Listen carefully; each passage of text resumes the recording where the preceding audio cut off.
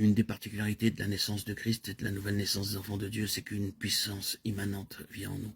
Le Seigneur Jésus a dit, prenez courage, j'ai vaincu le monde. Jean 16, 33. Et Jean déclare aussi, tout ce qui est né de Dieu triomphe du monde. 1 Jean 5, 4. En Christ et dans l'enfant de Dieu, né de nouveau, il y a une vertu, un pouvoir inhérent qui triomphe du monde. C'est là, dans la constitution même de la nouvelle vie.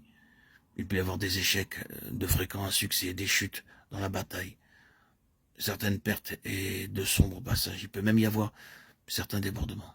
Mais c'est une chose extraordinaire et qui ravit notre cœur de voir comment cette vie persiste. Parfois, je ne peux que sourire. Les gens me disent qu'ils vont tout laisser tomber, qu'ils ne peuvent pas aller plus loin, qu'ils partent. Et certes, vous ne les voyez plus durant un certain temps. Mais ils reviennent. Et cela arrive bon nombre de fois. Combien de gens m'ont dit, et même assez récemment, j'en vois tout promener, je suis à bout, je m'en vais. Et se connaissant bien eux-mêmes, ils savent ce que cela signifie. Mais ils ne peuvent pas le faire. Ils sont semblables à l'éphémère autour d'une lampe. Ils ne peuvent pas s'éloigner, ils reviennent abattus et honteux. Vous savez, si c'était rationnel, ils ne le feraient pas. Et je ne le ferais pas. Pour sauver la face, je ne reviendrai pas de nouveau. Mais il y a quelque chose d'autre, quelque chose de plus qui est plus fort que notre honte, plus fort que notre amour propre, plus fort que notre désespoir, plus fort que notre coupable inconstance.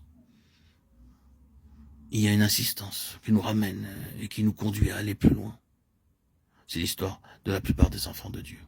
Ce qui est né de Dieu triomphe du monde. Ce fut vrai de Jésus. Car comment a-t-il vaincu? Non par la force physique, ni par la détermination de la volonté, ni par le pouvoir de la pensée ou de l'argumentation. Il n'a jamais mis le monde sous ses pieds de cette manière. C'est par la force de son caractère pur et divin, par le genre d'homme qu'il était, par la nature divine en lui qu'il a triomphé. Et il en est de même pour chaque enfant de Dieu, certes, à un moindre degré que pour lui-même, dans son expression et dans sa manifestation. Mais cependant, c'est là, et chaque véritable enfant de Dieu sait que dans cette adhésion intérieure, ce quelque chose ou ce quelqu'un, et non grâce à lui-même, il ne serait pas là où il en est aujourd'hui, aspirant toujours aux choses de Dieu. Oui, ce qui est né de Dieu triomphe de manière inhérente. Ensuite, bien sûr, il y a inévitablement cet antagonisme. Il n'a pas tardé à se manifester sitôt après la naissance du Seigneur Jésus. Le royaume de Satan savait qui il était et ce qu'il signifiait. Ce royaume avait beaucoup de moyens et de puissants instruments dans sa main.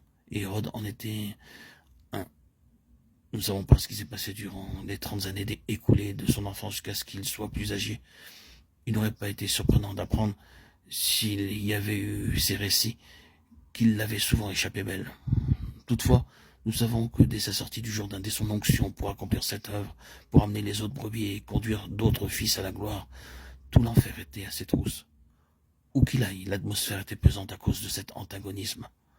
Nous connaissons peut-être quelque chose de cette atmosphère, mais combien cela a dû être infiniment pire pour notre Seigneur à cause de la sensibilité de son esprit, de ressentir cette animosité, cette haine terrible de la part de ces puissances néfastes envers lui agissant à travers les hommes.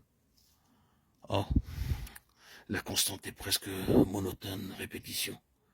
Il cherchait à le faire périr, il cherchait à le détruire, il cherchait comment il pourrait le faire mourir. C'était l'atmosphère dans laquelle il vivait.